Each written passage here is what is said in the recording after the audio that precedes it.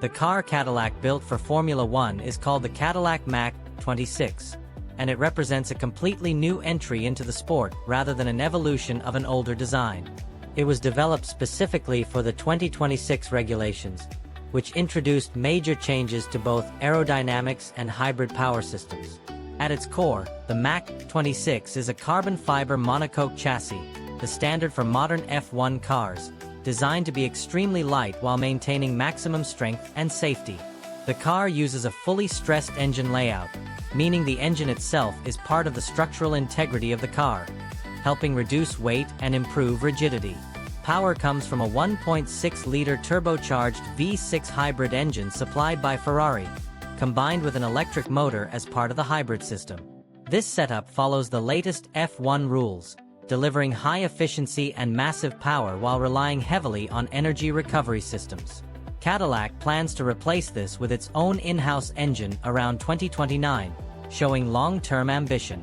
Aerodynamically, the MAC 26 is built for efficiency rather than just raw downforce.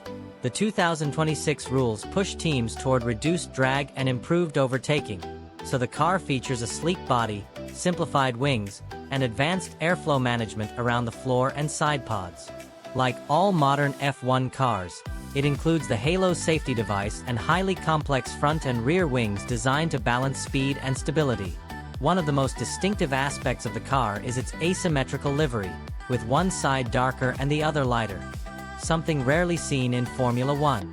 This design choice was intentional to make the car stand out visually and emphasize Cadillac's bold entry into the sport.